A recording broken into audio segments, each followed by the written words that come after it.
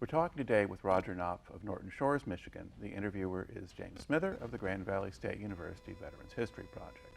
Okay, so Roger, start us off with some background on yourself, and to begin with, where and when were you born? I was born in Muskegon, Michigan, and grew up there, grew in Muskegon Heights, went to school in Muskegon Heights, Okay. What year were you born? 1931. Okay. Now, what do you remember about the World War II era? You're being like middle school, high school at that point? Okay, I was been in middle school. I had three brothers that actually were involved in World War II, a fourth one just after that. So, first memory, of course, is a newspaper boy coming by with extra, read all about it. Pearl Harbor's been bombed, and then after that, family members involved being in the different services. Okay. And so what branches were your brothers in, or what did they do? The oldest brother was a engineer. He was in the Army and ended up in the Pacific, but mainly doing things like driving trucks and supplies and such. The second brother was in the Navy, and he was in what they called the Scouts and Raiders, which is sort of a precursor to some of the other scuba work. So like and the all SEALs that. and things like that. Right, and he was in the Pacific in India, actually, waiting to be part of the Japan invasion. Mm-hmm. The third brother was in the infantry, the Red Arrow Division in the Pacific, was wounded in action there. Would that be in the Philippines, maybe, or? Luzon, yes, Yeah, okay. Luzon and such. And the fourth brother was actually at the end of war, was in the occupation of Japan. All right. Yeah. Now, as you're kind of getting older and they're all going off, did you assume that sooner or later you would wind up in the service too? It was, the draft was still going, and so it was a foregone conclusion, right, Okay. Now, when did you finish high school? in 1949. Okay. And what did you do after you graduated? Went to Hope College for 3 years. Okay. And now, did you graduate from there, or? Yes. Okay, so you finished in 3 years rather than 4? No, finished, I'm sorry, 4 years, finished in 1953. Okay. Now, during the Korean War, did you have a deferment because you were in college? That's correct, yes. Okay. Yeah. And then when you graduated from Hope, what did you do?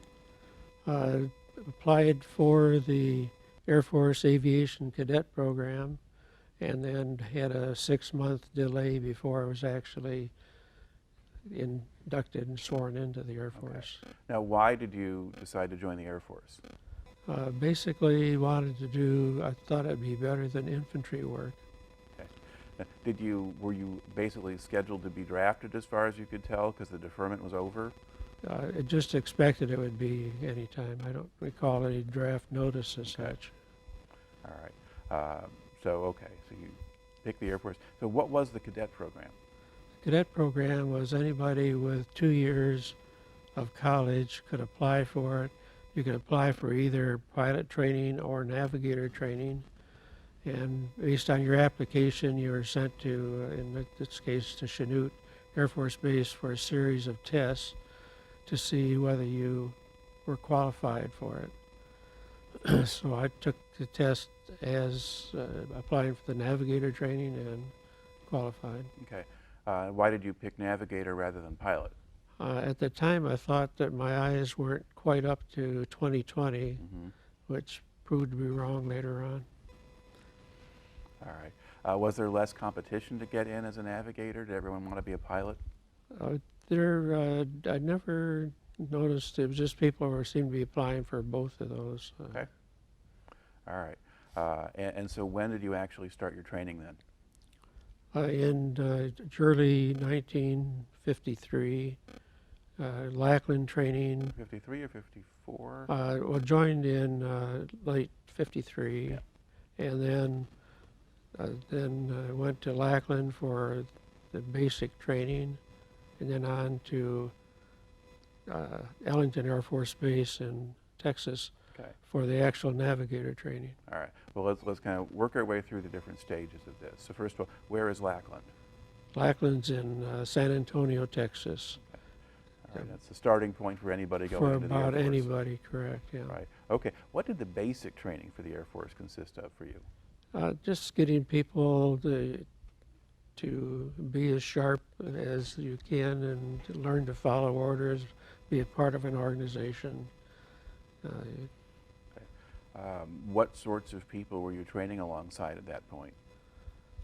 We were at the pre-cadets basically. So were there some people who just had 2 years of college rather than degrees? Or? Yes. Okay. Yes. All right. And I don't know, how tough were they on you? It was questionable. You're generally working with people that had only been in the service a few months more than you had, and they're giving you the stuff that you're supposed to give to the next group that comes along. Mm-hmm. So you figure it's not really like Marine Corps training or something like that? They're not as tough as that, no. Okay. And how long did the basic part last? Basic was just a few months, and then to the actual cadet training after that. Okay. And is the cadet training done at Lackland, or do they move you for that? We stayed as cadets all the time. We were in navigator training until we completed it. All right. Now, what does that training consist of? Learning to navigate by all different means that were required at that time, and then actual flying with different airplanes to practice those skills, whether it's Celestial, Loran, Dead Reckoning. Explain a little bit for general audience here what these methods are. Celestial is where you use different stars or the sun, or you could use the moon even at different times to get readings off of it to plot information on where you would be. Mm-hmm. Loran was a radio type navigation off mainly on the coast, where you would again get a reading that would show up on an oscilloscope that would tell you what line you would be on a Loran chart, and you'd use that from 2 different stations to get a cross bearing and then help you determine your location. Mm-hmm. They had pressure pattern, which where you measured the difference between the actual altitude above the surface to how it changed, and that would indicate a left or right drift. Of course, there's just a reading a drift meter, which tells you your actual drift, and you can time something on ground that tells you a ground speed. There's a thing called Council-Lan, which was a British one where you would listen to dots and dashes, and how many of those you had would tell you on a line what radial you were off of a station. A lot of different little methods like that. Okay. All right. And I mean, and was there sort of a lot of math or science training involved, or? A lot of math work on that, because once you got one reading and you took another one, you're taking something that's 4 or 5 minutes later, so you had to combine those to show a common time for a common point. Okay. Now, were calculations complicated enough that you were playing with a slide rule, or was this just reckoning in your head? Or no, what it was a slide rule and a computer they called an E6B, which simplified things quite a bit, but it's still a handheld, non-electronic device. Okay. Yeah. Okay, so you did things the old-fashioned way at that point. All right. And when did you finish the navigator training? Applied for 1958. Applied for pilot training, and it was accepted shortly after that. Okay. Well, did it take you 4 years to train as a navigator, or no, did you have duty as navigator? I'm sorry. In '54, finished the cadet program, Mm-hmm. the navigator training, right, and then was assigned as a navigator for about the next 3 years. Okay.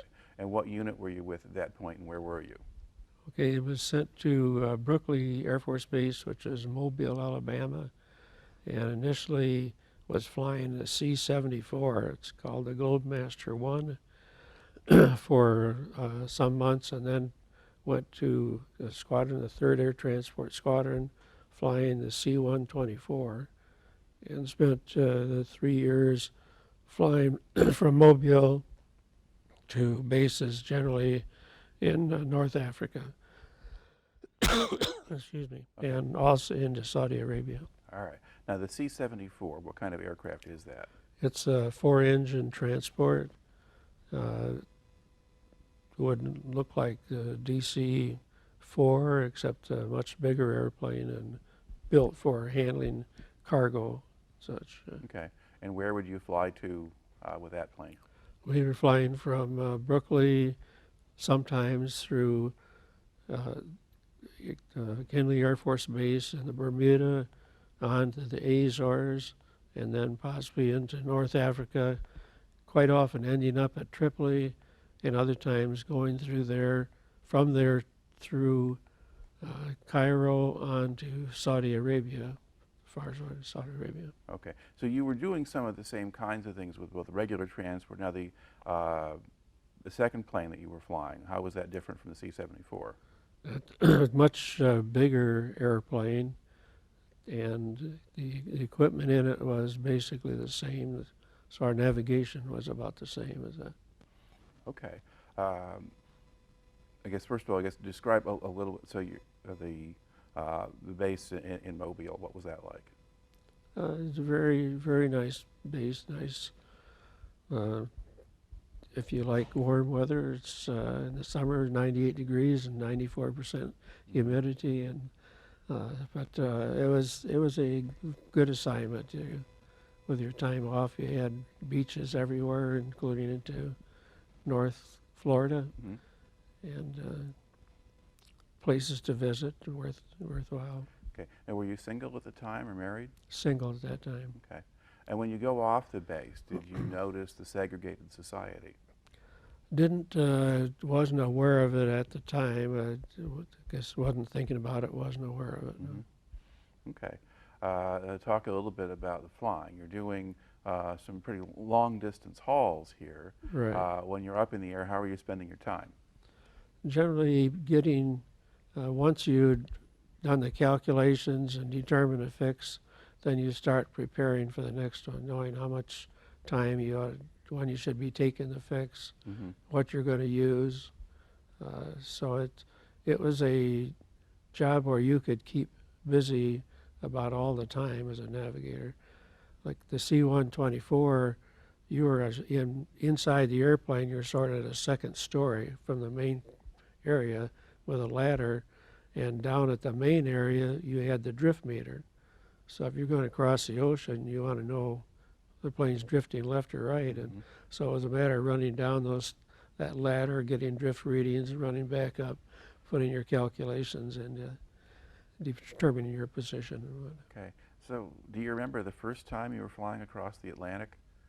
And do you wonder if you were going to find the places you were supposed to land? It was difficult to keep ahead of the airplane, even though it was flying at 200 miles per hour. You learned that you had to work ahead to keep up. That was basically it. Yeah. Okay. And if you stop in Bermuda or the Azores, I mean, do you spend any time there, or do you just refuel and keep going? We spent time depending on, you had a certain length of time that was crew duty time, that after that time you had to have a certain amount of rest before you went on. So depending, quite often you would be stopping at Bermuda overnight, and the same thing at the Azores. But depending if you're flying with the wind or against it, it tells you how long you're going to be flying. That determines your crew duty time. Okay. Now, does the larger plane need to stop as often as the C-74, or can you go longer? They're pretty comfortable for like Bermuda to the Azores. Sometimes even if we stopped at Charleston Air Force Base to pick up something, you could go directly from there to the Azores. Okay. right, but you still have to have some place to stop to refuel when crossing the Atlantic. Usually, right, yes. Okay. Did you ever take a route farther south via South America or Brazil? It was only one trip we had to go to the Ascension Islands to deliver something. Okay, that's way south. That's quite south. That's Okay. the only time across the equator on that, during that flight. Okay, and what impressions did you have of Bermuda or the Azores? Well, Bermuda was a very nice stop when you had a chance to do it. Semi-tropical, and you could get bicycles, rent bicycles, and tour the island. Azores was a nice area. I went off base a few times. It's more of, seemed like a work environment for the people there. It wasn't a tourist area. Right. But Now, did any of the people in the Azores know English? Could you talk to them, or? we had very little interaction with them, so I don't know. All right. And then the places that you stop in North Africa then, what were those like? We basically were landing at the base, going to hotel to sleep, and coming back off. So we Nur Sur, Morocco was one that we used to refuel at. And then the next base would be Tripoli, Libya. Tripoli, I did get to go off base when we had longer stayovers there and got to visit Roman ruins at Sabratha and Leptis Magna. Okay. And the ones at Cairo were generally just fuel stops. I'm not even sure I got to see the pyramids coming in or out. And then Saudi Arabia, Dhahran, Saudi Arabia was desert in the middle of the desert, and nothing to sightsee there. Right. Okay. And you did this for about 3 years, kind of going back and forth? Right. All right. Now, over that time, are there any particular events or things that happened that stand out in your memory from that part of your service? Well, unfortunately, one time while we were in Bermuda and we were not on the base, we were at a hotel overlooking it, saw one of our bombers take off from there, go over, when he came back to make a low pass and pull up, the bomber broke apart, and it kind of soured my view of that airplane as the flying machine. Remember what kind of bomber that was? B-47. Okay. Yeah. All right. Now, is that still propeller driven or No, jet? that it was jet. Okay. All right. Now, at this point, what do you do next? Then, approaching the end of my required time in the service, and I decided, well, instead of getting out, maybe I'll try for pilot training. And so took the exams and passed. Okay. So your eyes were okay? It turned out they were 20/20, right. How about that? Right. Okay. Now that you're in, where do they send you next?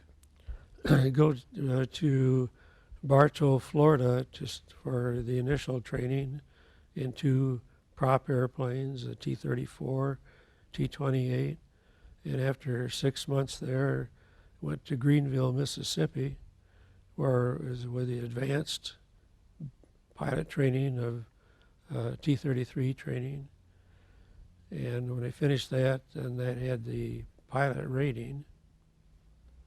And then I got an assignment to Moody Air Force Base, Georgia, for interceptor training in the F-86. Okay. So you've got a sequence here. So the first stage then, at Bartow, how do they get you into flying? What are the stages of training for that? Of course, you start out at any base with a lot of ground training, and then you're flying with an instructor for soloing in that type of airplane, and then you do practice on your own. In primary training, I don't think we did anything other than single aircraft type training. When you get to basic, it's the same thing, that you start out a lot of ground training, a lot of simulator type work, and then get proficient in flying the airplane. Then you start with formation flying. Were most of the people you were training with people like yourself who'd already had time in the air, or were they mostly new guys coming through? I think mostly new coming through, right? Okay. A lot younger than I was. Did your prior experience as a navigator help you with any of the pilot training? I'm not sure that it did, really. No, Okay.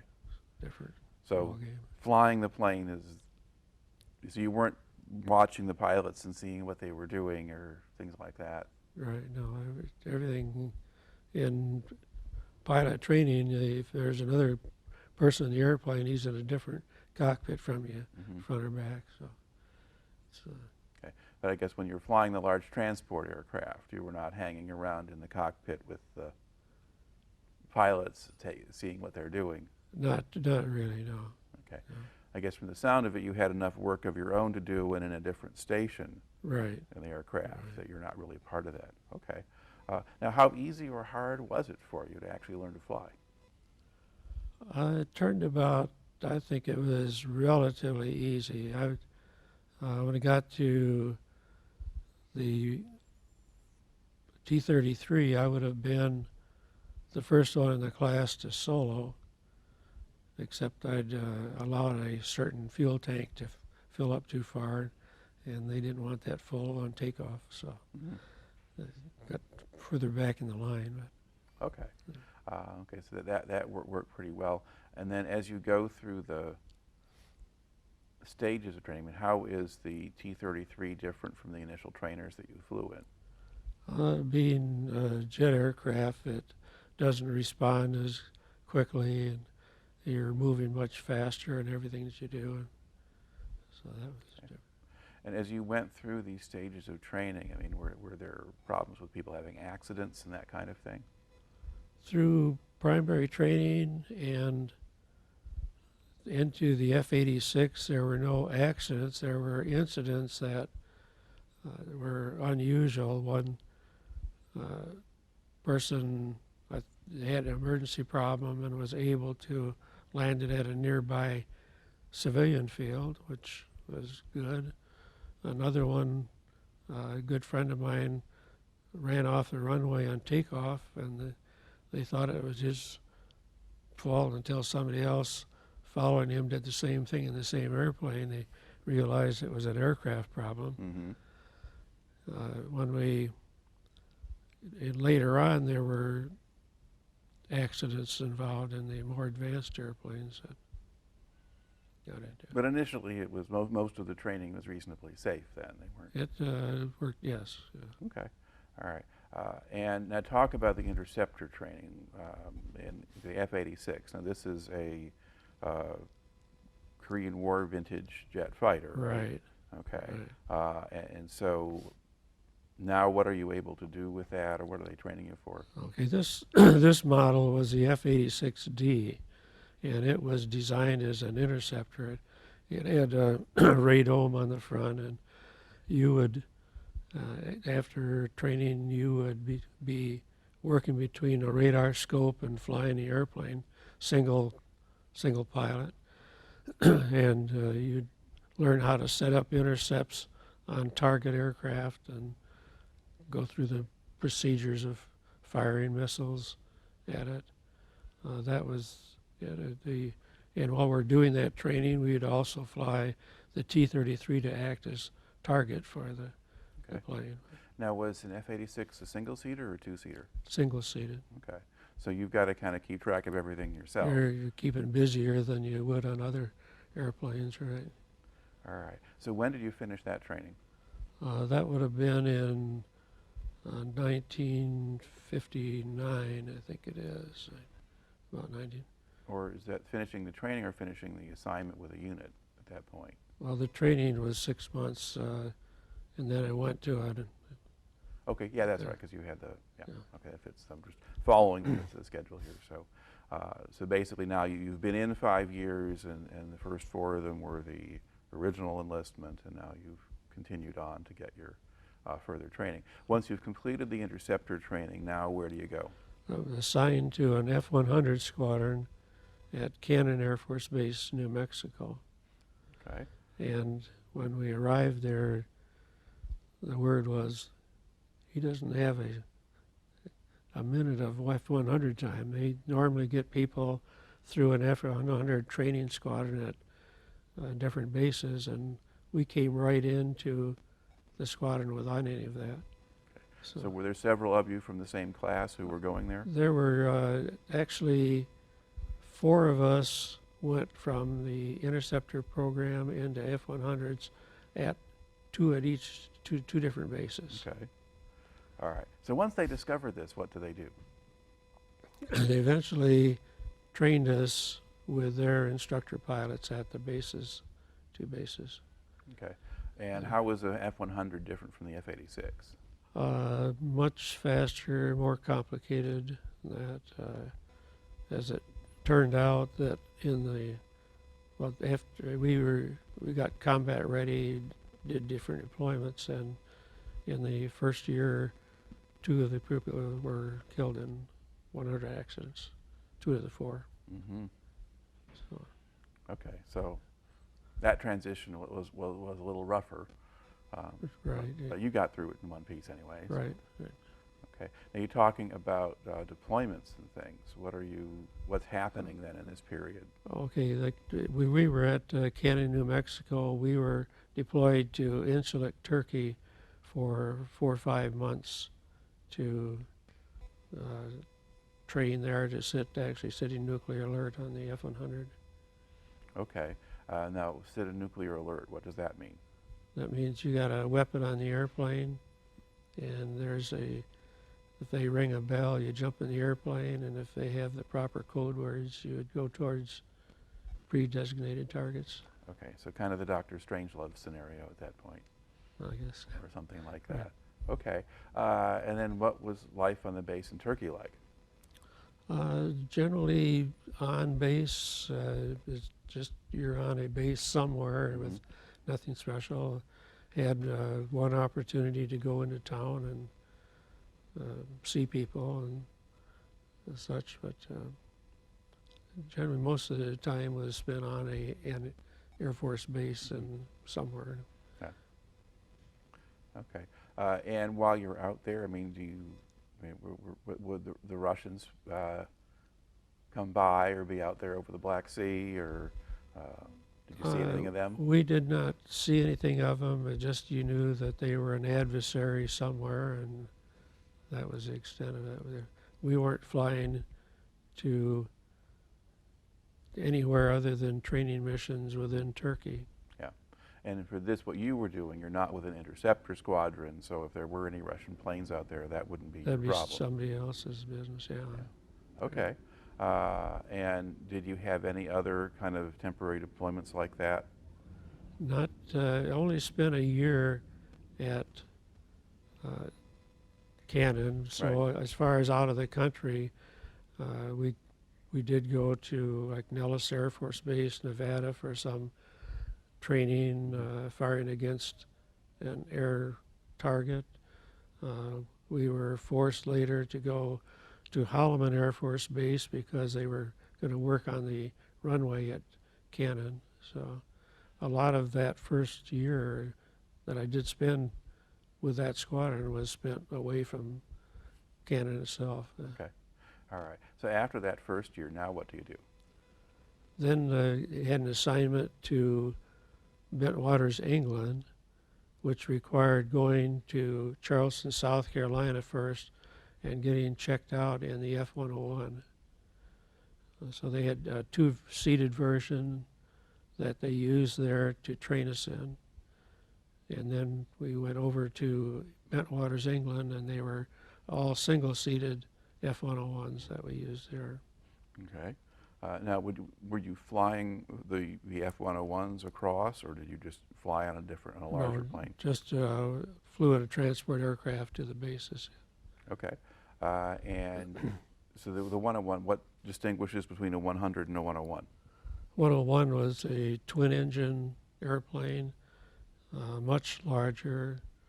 I think it would be some faster and not more agile, but there are more problems you could get into with the aerodynamics of that airplane. And, Okay. And then what was the job of the planes in your squadron in England? again, we had an alert commitment as nuclear alert, and so we either sat that or we're in training. Our training was to be able. The F-101 had a radar unit. It was designed for air-to-air work, but we used it for ground mapping, and so we developed the capability to use it day or night for navigation, and so and also for bombing. So we would go to a target off the coast of the Isle of Man for target work there for our mission. We would deploy to Tripoli for other type weapon delivery practice. And Okay. And how long did you spend in England? 3 years. Okay, so is that like 1960 to 63 Yeah, or 61 yeah, to 64? 60, 61, came back in 64. Okay, so you're there during a period when things get kind of interesting in terms of international politics, because you have the issues with Cuba. Had you gone to England when the Berlin crisis happened, or were you still in the States for that? I'm not sure how that worked in with the training or the flying I did. Yeah. Okay. But we do get the Cuban Missile Crisis in '62. Did any of those, basically, were there points of time when you were in England, when you went into a higher alert mode or something that was going on? With the Cuban crisis, so that looked like we were right on the edge of conflict right there. Mm-hmm. You know, And so when that happens, and then how does that affect you, or what are you doing on your base with your unit that's different? just ready to go, is sort of getting the ready to go mode. Okay. And you were there when Kennedy was assassinated? Yes. Okay. And then how was that received, or what happens after that? Well, just very shocked. As I remember, it was evening there when we got the word, and quite unbelievable. So, Did you go on to any kind of alert status at that point? or- no. Okay. All right. And what was life in England like? It was very, very good. There was a reasonable amount of time off. By that time, I was married, and we'd take trips, some trips through England, end up at, took trips down to London, the cathedral that was bombed in central England. I forget the name. Coventry? Coventry. We had a couple trips through there, and towards the end of my tour, when we had took a vacation time, we took a trip through France in our Volksbus, a 3-week trip. That was very interesting. Now, did you have your Volkswagen, was it a Volkswagen microbus kind of thing, or? It was a conversion called a Dormobile, and at that time we had my wife and I and a 2-year-old son, and it would basically for traveling and for camping, and it worked out very well. Okay. And was it geared for English roads, so you're It was driving on the right, or? It was American Okay. setup. Yeah. Or American, yeah, or German for that matter, but anyone except the English. Right, right. Matter Okay. of fact, the only problem I had in driving was taking it to France and making a left turn and being on the wrong side of the road in France. And You had to shift back to being like back in Right, the States, not in right. England. Right. Okay. And the English people at that point, what kind of attitude did they have toward Americans? Great. Matter of fact, our daughter was born there. There was an English couple that were part of the choir we had on base, Mm-hmm. and they became the godparents for my daughter. Okay. Now, while you're in England, are you kind of paying attention to news of the world, or was Southeast Asia attracting any attention by then, or? At that It was probably just starting to towards the end of the time we were in England. Because the Vietnamese president's assassinated in '63 around the same time as Kennedy. And so there were military coups and things like that. Right. We knew the next assignment after that our training would be for probable combat in Vietnam. Okay. So you finish your tour in England in '64. Right. Okay. And where do you go then from there? Then we end up at George Air Force Base in California. They were just forming up F-4 squadrons, F-4 Phantoms. And so we were forming the squadron. We were getting checked out in the airplane and getting combat ready in the airplane. Okay. Now, was an F-4 easier or harder to fly than the 101? The F-4 was actually more forgiving than the F-101 was. Did some things with it that recovered that wouldn't have been recoverable in the other airplane. Okay. Now, was this just because it was sort of a smaller single-engine plane, or? No, the F-4 is a twin engine. That's still twin engine. Yeah, and much more powerful, much bigger, capable of going much faster than the 101 was. Okay. So how long did you spend at George before you deployed? It was approximately a year at George. Okay. And then what part of California is George in? It's in the high desert area by Victorville, which is probably 60 miles west of Los Angeles. Okay. Right. And is there a community there for your family, or Well, where you live on the base? Or? The base activities were pretty complete, but the town of Victorville was just 5 miles away, and a lot of people lived there, and it's a nice, very nice community. Roy Rogers lived just west of that in Apple Valley. Okay. Now, as you're there, I mean, at what point do you know you're going to ship out? Well, it's all our training is to go as a squadron to Vietnam. Right. But in the meantime, I go to parachute school, jump school, and then I personally get orders to not go with a squadron, but to go join in a classified thing to another, go to Fort Benning for a classified operation of 180 days. Okay. Now, why did you go to jump school? They sort of asked for volunteers, and I was volunteered myself. And Okay. And did you know at that point what the point of that was? Or why they wanted people to do that? Well, excuse me, the need that the unit ended up with is the 1st Cavalry Division, which is airborne, so most of their background is parachuting into areas for operations. So when they sent the message out, they were asking for 17 people from different bases that were jump qualified, that were fighter qualified. And the idea was that you would be controlling airstrikes from the ground, and as a pilot, you would have a good idea of the type of what airplanes were capable of and the language and such. Okay. Now, where did you do the jump training? At Fort Benning. Okay. And what does that consist of?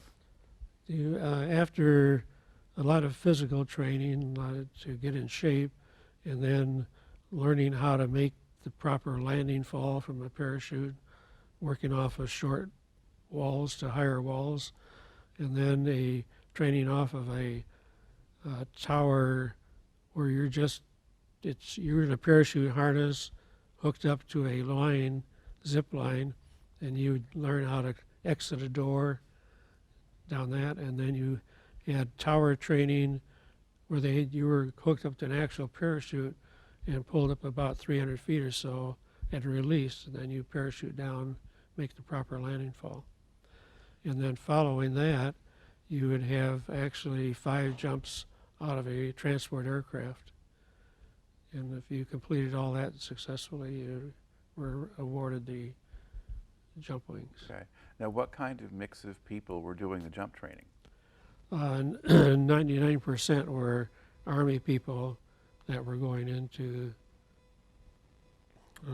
Army units. Yeah. Yeah.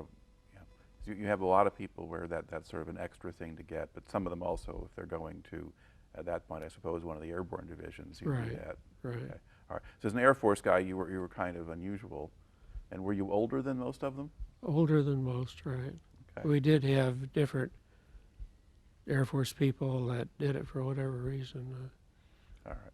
Okay. And then having done that, and then what kind of training now? Did you get training to be a forward observer after that? It turns out I had schooling even when I was, I think it was a navigator, a couple of weeks, and then it's after I got to George Air Force Base, I was sent to another, down to Lackland Air Force Base for some more training.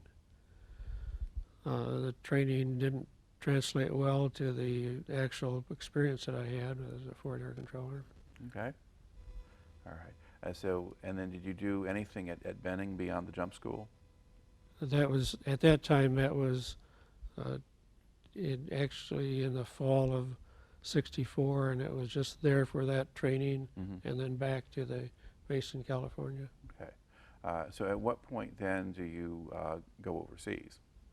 When I was sent to the 1st Cavalry Division through those orders, after some training, we actually got on a ship there and went down through the Panama Canal to the West Coast, and then across to Vietnam. Okay. Okay, so you basically joined the Cav while they're organizing and getting ready to go at Fort Benning. Right. And then you're sailing with them at that point. Right. Were you assigned at that point to an individual battalion or unit? Right. I was assigned to the 2nd to the 7th, Okay. and spent my time as part of them, attached to them when I was with the Cav. All right. What was the sea voyage like? It varied from just calm and a lot of time looking out over the edge to, we went through the edge of a typhoon to where it seemed like the ship was really not built to handle that kind of wave action. Not many people showing up at meals for a few days, and then out of that back to calm again. All right. What kind of ship were you on? It was a transport, the Maurice Rose, which shortly after we got headed out towards Vietnam, ended up with a large 1st Cav patch painted on the smokestack. And then I got the name Rambling Rose because we actually had a detour at one point because one of the people on board had a ruptured appendix. And so we detoured into the harbor in Hawaii to drop him off. But then moving some around the typhoon, so they called it the Rambling Rose. Okay. And then where do you land in Vietnam? We anchored off of Qui Nhon, which is in the middle of South Vietnam. And then how do you get ashore? For us, they brought landing craft up, and we just drove it onto the beach and got off. I didn't know the night before whether we were a salt landing or what, but it was the notes I made for myself was it was very anticlimactic to just step off our ship and ride to shore and walk on the shore. Okay. Now, did you have to climb down into the landing craft on nets or something like that? Or how did This one was kind of stairs that were set to the outside of the ship, onto a platform, and then from a platform onto the landing craft. All right. So you weren't in the really tiny landing craft. You weren't in the little No. LCVP type things. Okay. All right. And then once you come ashore at Qui Nhon, then what happens? Then some of us went by helicopter to the base. The main part of the troops went by a truck from there to An Khe, Vietnam, Okay. about 50 miles to the west. Okay, and that's kind of in that more of a highland area up there. That's central highlands, yes. Okay. And what was the facility at An Khe like when you got there? Well, the place had been secured by, I guess, the Marines first and then the Army. So it was very basic in that we slept the first few nights in shelter halves that we had and on the ground. The meals were sea rations for a while, Okay. and then rapidly got supplies in. So what was your first impression of Vietnam? Well, just a little more tropical than what we're used to. The area is really a rather beautiful area, the Central Highlands. Mm-hmm. And were you having, I mean, did it rain a lot? Did you have a lot of bugs? Was it, Well, I don't. difficult otherwise? Yes, I don't remember much about that. We at the season we were there, it wasn't particularly rainy. Okay. So there are monsoon seasons and dry seasons in that area. Okay. We're So you all kind of got there in the dry season. I think so, we got there in the good time. so you got some chance to acclimate. Well, at what, now, do they give you any kind of training for functioning in Vietnam, either at An Khe or before you left? Not really. Later on, when I had to do first combat assault landing in a helicopter, that was the first time of any kind of training. Okay. So when did you actually arrive at An Khe? It was in July or August of 1965. Okay. And then how long before you start going out on missions? Well, when they were setting up for their operation, then we got word from a base in Thailand that they needed pilots. Mm-hmm. And so two of us left there and went to Thailand and flew missions in the F-4. In the meantime, the 1st Cav did have an operation to the east between there and Qui Nhon, where they secured this pass that the trucks travel up and down. But two of us spent a month in Thailand and then came back. Shortly after that, we had our first combat operation. Okay. Well, talk a little bit about the Thailand assignment and where are you based and what are you doing? Okay, went to Ubon, Thailand. The 431st Squadron was there. They were short on pilots. They were doing all day missions. So I got, after a couple of familiarization rides again, I went on a day mission bombing a bridge that supplied supplies to the south. And then between that and one mission to the northeast of Hanoi, air combat, where we just made sure nothing came out of China to interrupt people that were actually doing bombing. Okay. And some of them were escorting B-66s, which was a bomber with no real defensive, to make sure that MiGs wouldn't attack them. Mm-hmm. Okay, so you did fighter escort, you hit ground targets. Did you do any ground support of combat troops? No, Okay. we were. And you're only there basically about a month? Right. Okay. And then did you just stay on the base at Ubon during that time? Yes, all the Okay. Was the atmosphere in a base in Thailand any different from a base in Vietnam? it's an Air Force base, a little bit more comfortable living in barracks, and you're eating in mess halls and free to go off the base to the local area if you wanted. Okay, but you're only there initially just for that month? Correct. Okay. Then you returned back to An Khe and Right. And then at this point now, do you start going out with 2nd of the 7th, or? Right. This is where uh, we're back there towards the end of October, and then the middle of November, we're doing the first operation. It's near where LZ X-ray is, Mhm. but we're about 4 miles away from there. But it's the 12th of November that we actually make our first assault landing into this place in western Vietnam near the border. Okay.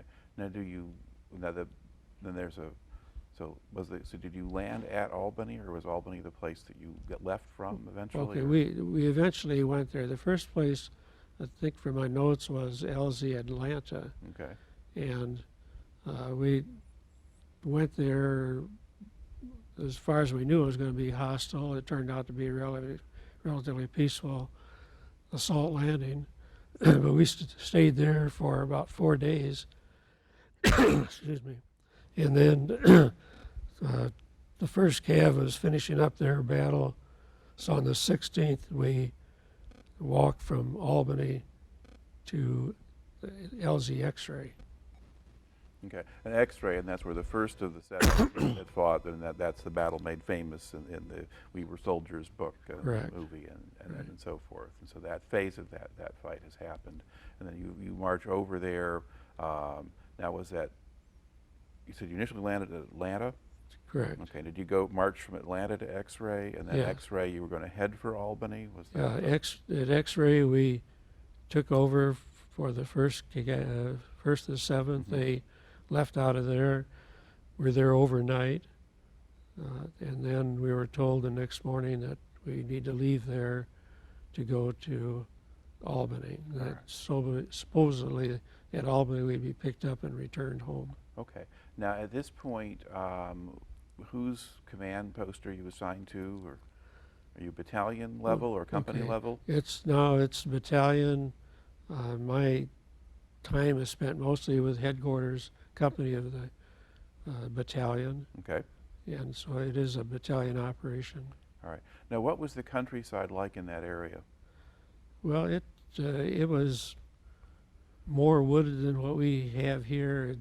They call it jungle. It's not what you think of as palm trees and coconuts and vines and all that, but it was a lot of places a thicker wooded area than. There was plenty of open fields that Mm-hmm. some of them had been rice fields at one time. Okay. Now, but this isn't triple canopy jungle. It's not the No. really No, dense stuff, but no. it's still forested. Right. Okay. Now, so then when you start that march, now just kind of describe what happens and what you remember. Well, we're in the. I'm staying with headquarters company. That's where the commander normally is.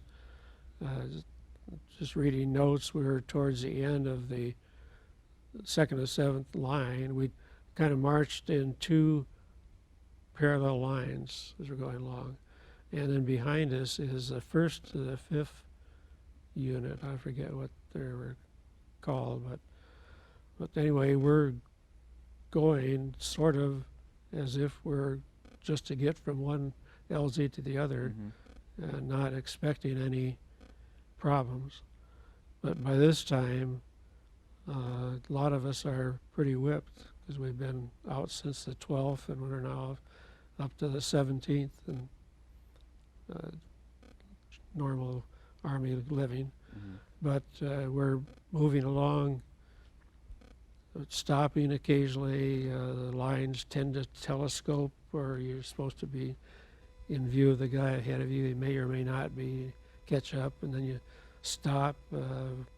Nothing announced. It's just you stop and everybody else does. But then at some point, you're told that they've captured a couple of prisoners up there, and then I wasn't necessarily aware of it, but then the battalion commander and the company commanders all move forward to be there where they interrogate these guys, and then later on there's more firing, a little bit of firing, and then there's a little bit more, and it builds up in intensity, and we try to move forward, and being told on the radio to move forward, and that it's mainly friendlies shooting friendlies. It hadn't occurred to anybody there might be enemy left around there. And it got to where it was not, for the intensity of things, it wasn't practical to move forward. Okay. And So was I guess the way the battle is sort of described in the book or something like that is the lead elements get all the way up to Albany, and the Right. rest of you are kind of strung out behind, and the Right. companies that are in the middle essentially are kind of caught in an ambush, and then there's elements that are further to the rear that are better organized. So how much fighting were you seeing yourself, or was it some distance from you? Well, we were right up where there was firing from the trees right by us, Mm-hmm. and yet there was enough foliage that you couldn't see anybody there to know what to fire back at. So we were right at the edge of the ambush area. Mm. The way in Army reunions that talking about it, the way they figure it was they had set up an L-shaped ambush, which meant they were parallel to where we were walking, and then they had a unit at the end to take care of the front of it. But Mm-hmm.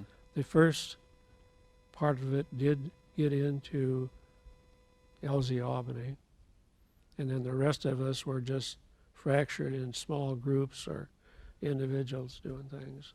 Mm-hmm. Now, were you able to do anything useful as a forward observer there? At that point, I had a radio operator with me and a radio, and I didn't know where anybody was to be able to control airstrikes. I had a radio that was FM only at that point that would only talk to certain airplanes. You didn't have the capability of talking to F-4s, Mm-hmm. F-100s. And before it all got done, I was, like I told them, I was the most unqualified infantryman they had there. We tried different things.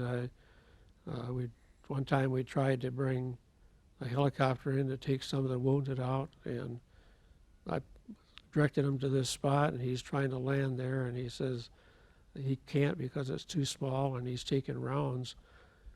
And it turned out the rounds would have been from the trees that he's right next to where he's Mm-hmm. trying to land and all that. But we ended up, our group was mainly people from the headquarters squadron and the squadron surgeon. Mm-hmm. And in my recollection, we pulled back some, we moved off to the right to another trail. Other people say there never was another trail there, I don't know, but we attempted to move up on that, losing people, and so I ended up helped carry wounded back to an assembly area that we finally ended up at overnight there. Okay. Now, did you have anybody from the line companies with you, or is this just all? I think it was primarily the headquarters company, but they basically were infantrymen. Mhm. But there were, as the day progressed and all that, there were other people that wandered in that had gotten Mhm. separated from one part of the formation or another. Okay. And then did the fighting die down by the end of the day, or? By nighttime, it died down in the area where we were. Mm-hmm. Yeah. Okay. And does anything happen overnight, or is it quiet then? Well, at some point, I don't remember if it was that night or the following day, they airlifted in another company from An Khe, and they were with us actually taking over the situation for our small group. And the next day when we rejoined the main group in Albany.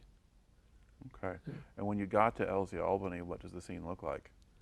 Well, it's at Albany, not too much, but we had to walk through a wooded area Mm-hmm. where there were a lot of our casualties there. And that was very sombering. Mm-hmm. We did shot one guy out of the trees going into these wooded area and all that. So there, but other than that, it was a well-organized move. Mm-hmm. And other than the fact we had to go by groups of dead and whatnot. Two particular memories. There's one group of about 5 guys together. Thing is that a lot of them had bandages on Mm-hmm. and were dead. The one guy was down trying to use his helmet to scoop out a foxhole out that died there. And I was told later on that a lot of those people didn't die from their wounds, but they were executed during the night Mm-hmm. by the North Vietnamese coming through, Yeah. which doesn't sit well. Now you know you're in a war. Yeah. Okay. So now do they fly you out by helicopter from there? Or? Well, we went to Albany. We spent about a day and a half there when we were supposed to leave. I think the company commanders convinced the commander and such to make another search in the woods. Mm-hmm. And so they found several of their wounded as well as finding more of the dead. But Mm-hmm. the dead were brought into Albany, flown out, and then we moved to another landing zone, and I don't recall the name of it. And I think we were there as support for an artillery unit. Mm-hmm. And then later on, by the 20th, I believe, that we were actually finally airlifted from there back to the Pleiku area, Mm-hmm. Camp Holloway, and then back to An Khe, the main base after that. All right. Now, after that, how quickly do you go back out in the field again? The battalion had to get reorganized and Mhm. new people brought in. Right. But within a few days, I was sent back to the Pleiku area where the 1st of the 9th was there, which is primarily a helicopter outfit and some troops. But anyway, from there at Pleiku, we were running low-level reconnaissance missions in the helicopters, looking for signs of enemy and any activity. And I spent a couple of weeks there, and then when I got back to An Khe, we were doing short assault landings, looking through an area for a day or two, and then back to An Khe. Okay. And then do you eventually get to actually do the job of calling in airstrikes and that sort of thing? I did. As a matter of fact, I did some at Albany. The night we were there at Albany, also as before we left X-ray, I was helping guide the air C-123s and that dropping flares to illuminate our area. But on these other missions, it was apparent that I should be by the commander at all times. Mm-hmm. So when he needs it, we've got it. We had aircraft overhead most of the day missions to be available. Mm-hmm. And so I was doing the job that I was supposed to there. Okay. Now, when you're doing ground support, are there particular rules about what you can or can't do, either in terms of how close you can get to your own guys, or watching out for civilian areas, or anything else like that? Well, I would even do some training for groups of what the safe distance was between different kind of ordnance and Mm-hmm. delivery. So when you call in airstrikes, you would make sure it's far enough away from any known people, our troops. Mm-hmm. As far as civilians, that there were some cases where, like later on when we were in the Bong Son area towards the coast, that they had the civilians that were around in one area when we were doing operations and the civilians would end up being primarily women and children, because they were going into areas that had been under VC control for many years before that. So if there were young men, they were either conscripted or in the local forces, enemy forces. So we were seeing, they were capturing some of these guys, but primarily families were moved out of what would be combat areas. Okay. All right. Now, how long did you stay at An Khe, or did they kind of move you to a different area then? Well, the base, the home base was always An Khe. All the operations were outside that a ways. Okay. And it tended to work, I think, a little further to the east, and then we finally had major operation in the Bong Son area. Okay, and that's closer to the coast? Yes. Yeah, it was just about almost on the coast there. All right. And what do you recall about that operation? Well, the first was, at that point, I decided that I wanted to make sure I was doing the job I was supposed to, so I volunteered to go with the Bravo Company, which was probably the most successful company, but they were to do an assault landing on a hilltop ridge overlooking this valley that was supposed to be heavily defended. So I went with them. We did the assault landing. Emplacements were there, but nobody was there. And while we were wandering there, the rest of the battalion, I had thought were walked in, but they apparently were airlifted into this cemetery 5 miles away or so. And they were caught there. They were waiting for them there. So they had quite a battle going at that point. And based on that, Bravo Company was brought back to the main area, and then a day or so later I helicoptered into where this cemetery was and stayed with them. By that time, another person had taken over my job as forward air controller, so I was just basically with the Army unit as they moved westward through the cemetery after the big operation had occurred. And were you able to call in any support, or were you just a spectator at that point? More a spectator. At one point, apparently I had some kind of radio, and my memory is bad on this, but we were walking through this cemetery, and a single F-4 came along and dropped a bomb in the cemetery. And I got on a radio to tell them to knock it off, and they probably could have heard me without a radio, because I was pretty upset at that point. And no one was hurt from that. But the end of my tour with the first Cav was spending a day or so as they moved through that cemetery. And then I left there to go on to the next assignment. Okay. And where do you go next? Next, my squadron, the 433rd, had been sent permanent to Ubon, Thailand. And so I made the decision that I would join them and finish off a year tour. Okay. And so that was the next part of it. All right. And so once you're back with your original squadron again, now what are you doing? Okay, the 433rd was doing night missions, night owl missions.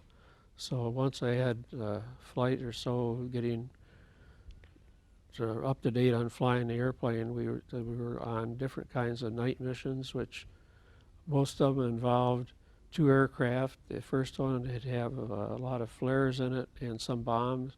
The other airplane was all bombs. And you'd go to a designated area. The first one would illuminate the area, and then you would do pinwheels around it and bomb in from different directions. That was the basic mission for the night owl missions. Okay. And now, were you then looking for actual targets on the ground then that you could see because of the illumination, or was the illumination for the benefit of people on the ground who could call in strikes? We were working in areas where there were none of our people. It was So it was for our benefit to pick up the targets.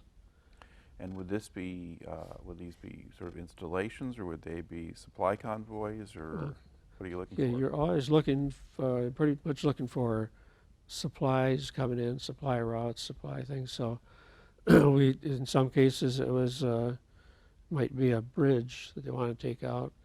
It might be a railroad yard that they wanted to get. A lot of it were two passes where the North Vietnamese troops are coming down and into South Vietnam. Mhm. So you had Baguia Pass and another one, the name escapes me at the moment. Now, were any of these targets in Cambodia or Laos, or are they all officially in Vietnam? I think they were eastern Laos, western Vietnam. Mhm. But So just along that border area, part Right. of the whole Ho Chi Minh Trail network. right, that was a good part of it. Okay. Now, were those missions at all dangerous? Did the enemy have any adequate anti-aircraft? It depended that they had it.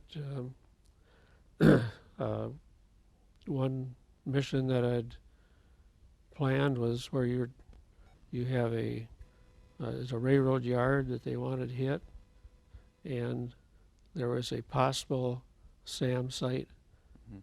nearby, and so we planned this one where instead of going directly at the target, we'd head off to the west and using mountaintops for radar, fixed points and such.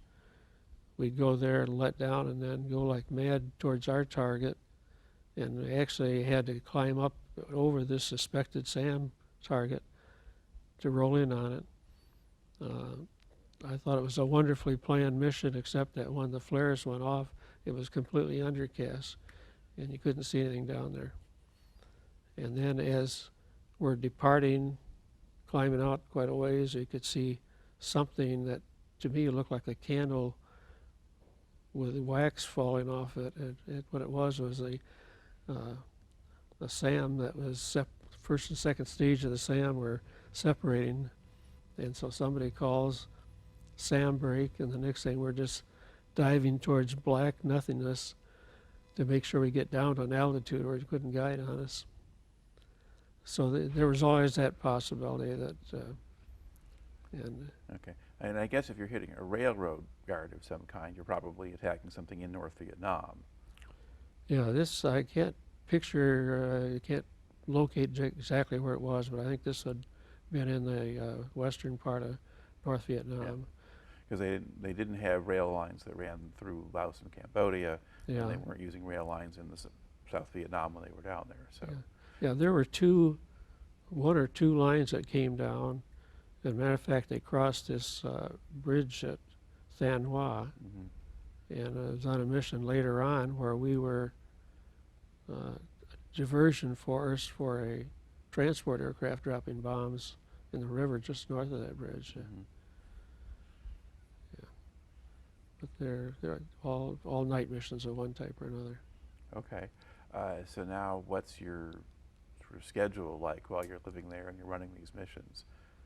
You have breakfast at 6 or 7 in the evening, and do your planning and take off, and you get back at 3 or 4 in the morning, have supper, and have your time at the club, and go to bed. Okay, so you're sleeping during the day and Right. up at night. Now, how long does that go on? Is that most of your tour there?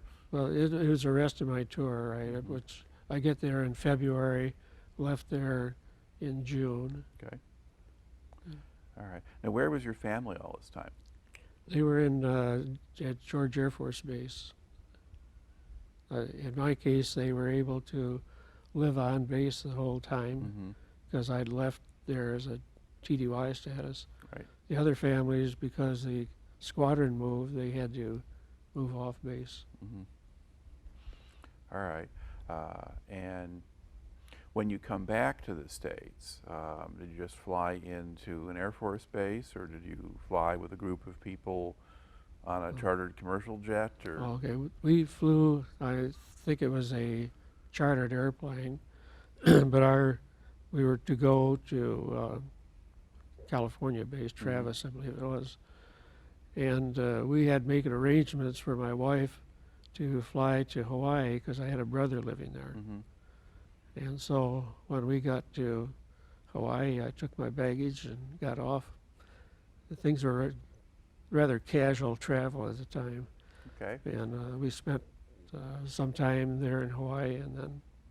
So had you not taken an R&R when you were, I guess, because you were only in Vietnam part of the time and you were in Thailand part of the time. Did you have any R&R time while you were overseas? We had some time into Bangkok, right, while I was with the squadron, yeah. All right. Okay. So you meet so you get off the plane essentially in Hawaii and meet your wife there on your way back rather than going all the way back to California. Okay. Now, when you do go back to the States, are you going back to George or are you going somewhere else?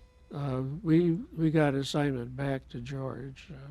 For a while, it looked like an assignment to Germany, F-105s, and that was changed at the last moment. But meanwhile, my wife is in charge of the whole family, getting ready to sell cars and handle the move.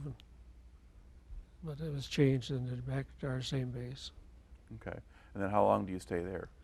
It's from 1966 to 1970. Okay. Was there any prospect of being sent back to Vietnam before that, or did they space things out for Air Force pilots? Or the possibility was always there. After a while, I even volunteered to go back for one need, but was not selected. Okay. All right. So what then do you do during that time between 66 and 70? The primary purpose there is that you take pilots that are previously qualified in something else and get them combat ready in the F4. Okay. So now you have a training assignment essentially. Right. I did academic ground instruction in the radar systems, missile systems, and then flying for all the different missions that they might run into. Okay. Now, what rank are you at this point? That point would have been captain. Okay. Captain. Now, to move up from there, do they send you for schools of different kinds, or do you just stay on, just put time in on duty to get promoted? Time in and then considered for it. Their need at the time depends on whether you get promoted or not. Okay. I had some good friends that were, I'd say, more qualified myself that didn't make promotions. Was that just because their specializations didn't fit what they needed? Well, I think at the time that they had so many people could be promoted and they weren't selected. One person happened to previously been the leader of a flight that lost an airplane in a training situation. Not really to his, he being the cause of it, but still it happened under his watch. The other one, I wasn't aware that there's anything, there was not the need at the time. Okay. Now, you're there now, so you're basically, you're at home now through kind of the late 60s, and there's a lot of stuff going on. There's political stuff going on. You've got an anti-war movement that's taking off. That offensive will happen. Johnson will decide not to run. You get the King and Kennedy assassinations. How much of this are you aware of or paying attention to? Well, I'm hearing a lot of it, and I'm not being involved in it. Fortunately, when I came back, there wasn't people confronting me about the Vietnam War. Right. So you're aware of all these things, but it didn't have any direct effect on our family and myself. Yeah, and out in Victorville, California, you're not going to have, Right. they don't have a big college campus or anything else like that. No, they don't. The weather was there wasn't what they prefer to riot in, or whatever. Sure. Okay. And I guess also, I mean, you know, in some parts of the country, racial tensions were an issue and so forth. Now, did you have many minority people on the base that you were at or in the squadron? Okay. They were there primarily enlisted. We had some pilots that were with a group that were as qualified as we were. Previous to that, with the first Cav, you had everybody was just soldiers there. Right. And you worked with some great people that were aware of it. As far as the Air Force, like I say, some minorities, and performed just as well, and were just as part of the squadron as anybody else. Okay. And did you notice any kind of sort of racial tension or whatever as you get into 69 and 70, or did people just go about their jobs? I think they pretty much went about their jobs. The only thing I remember from as a navigator traveling through some of the Alabama cities, that more looking back at it, but I went into a drugstore. It turned out to be primarily an African and American area, and had policemen come in and ask me what I was doing there. Oh.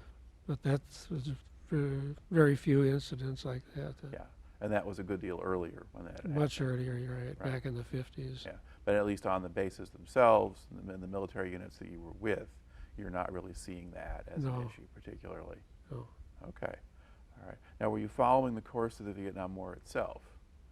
I'm sure, television now, and and aware that, like in one case, they needed people for the F-100 fast fact program there, and I didn't think I was doing a great enough job at George, so I volunteered for it, but wasn't selected. Okay, so how do you wind up going back to Vietnam then?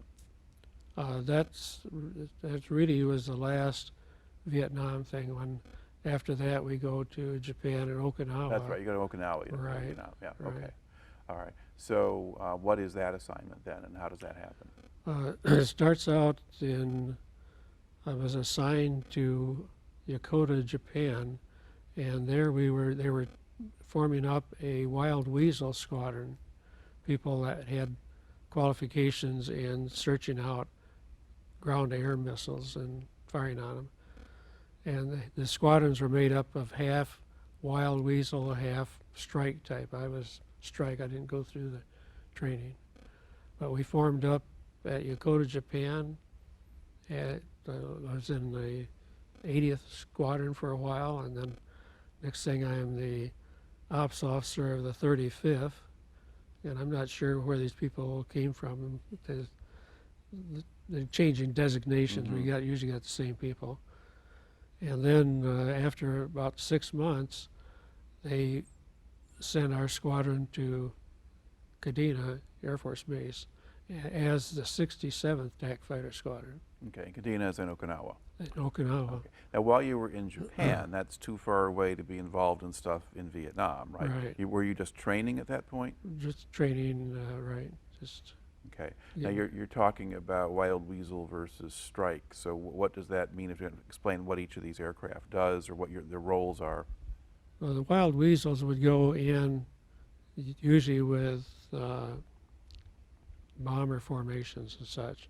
They would detect the missiles, and then they would fire on them, and then the strike force supposedly would go and follow them and take out the whole site that was firing the missiles. Okay. That was the concept. As it was actually used later on was that the wild weasels went over without the strike people to take out the missiles, and then the supporting these bomber runs. And what did the strike people wind up doing? We went, turned out that when we're on Okinawa, that in I think 72 or so, they took and sent the wild weasel part of our squadron to Vietnam to do that work. They sent us to Taiwan to do air defense work because we had given the Taiwanese Air Force airplanes to Vietnam to use. And so we took over their air defense role. And we rotated between Taiwan and back to Kadena. Previous to that, we had been doing a lot of deployments up into Korea to support their operations. All right. So during this Okinawa tour, you're not actually flying to Vietnam then? No. Okay. So you have these other roles instead. All right. And what were conditions like in Japan and Okinawa? Okinawa, as far as I'm concerned, was people were very friendly to us. It was a very enjoyable location, probably the best in the Air Force, my Air Force career, as far as temperature and people and such. At the very end of our tour, they were getting ready for reversion or whatever it is when Japan would take over Okinawa. And they'd had some agitation, which was, as I understand it, the Japanese coming down and trying to lead dissension type groups. And early on, one of the Okinawan policemen was killed in one of those demonstrations, and it kind of cooled everything down. So during the rest of the time I was there was no problems. Okay. And what was the atmosphere like in Japan? It's same way. It was very, whether cordial or indifferent, probably cordial when you had any reason to talk to people. Okay. I remember we took a ride into Tokyo on a train, and the lady gets on the train, I give her my seat, and that seemed to surprise even the Japanese men for some reason, but it was accepted. I don't know if the Japanese men do that. Yeah. Anyway, okay. Yeah. So this is still a very different kind of assignment from the one you'd had in that previous overseas tour, in a lot of ways. All right. Now, at this point, are you now looking toward finishing your 20 years and getting out, or do you think you want to stay longer? Well, it was really a debatable thing for me. We had a desire to get our family in one location so the kids could finish school in one location. 20 years were coming up, but if I'd been offered a regular assignment to go past 20, I would have considered it pretty. Okay. So you finish the tour, then from Okinawa, you come back home. What do you do to finish out your time? Okay. Back in Okinawa, I was the operations officer for the squadron, acting commander, because our commander was over with the Wild Weasels. But when I get to, I only have like 4 months or 5 months left, so I'm assigned back to George Air Force Base again, and with a title of executive officer of the squadron, which doesn't mean much, but primarily instructing in the F-4, flying a U-6 on simulated forward air controller missions. Okay. Now, had you requested another assignment, or were you just waiting to see what the Air Force was going to do? Or it was waiting. Okay. And in other words, I had a date to be retired. I wasn't in the reserves yet the whole time, and at the end of 20 years, you had to retire. Okay. So the only option would have been if I'd been offered a regular commission to go past that. Okay. So all this time you had a reserve commission? Yes. Okay. Called it Reserve Extended Active Duty or something like that. Okay. Now this is also now we get into we're moving into the mid-70s. Military in some ways was downsizing after Vietnam, because our Americans leave in '73. Yeah, and so at least certainly in the Army is certainly shrinking a lot. Was the Air Force getting smaller, or? It could have been, but I wasn't aware of the changes there. Okay. All right. So now you're heading out. So you retire after your 20 years. Now what do you do? Well, we were living in Apple Valley. We had to live off base, and I taught math at Apple Valley High School for 6 months. Okay. And then after that, we returned back to Michigan. Okay. And then what kind of work did you do when you got back to Michigan? Did some substitute teaching, and then tried a few different things, like working for an employment agency. Then went into the post office and worked as a clerk for a while. Meantime, got on my instructor rating for civilian flying, Mm-hmm. and so I did instructing and flying, did charter work. Went back to the post office as a mail carrier, and for a while we ran a business out of Muskegon, charter flight instruction, Mm-hmm. and that was the last of active. Okay. So you didn't sort of settle into one particular career for the next, 15 years or 20 No. years or something like No. that. You just did different things. Right. And that. Okay. All right. Now, I guess as you look back on your military career, are there particular incidents or memories that kind of stand out for you that you haven't brought into the story yet? Well, just the fact that there's people that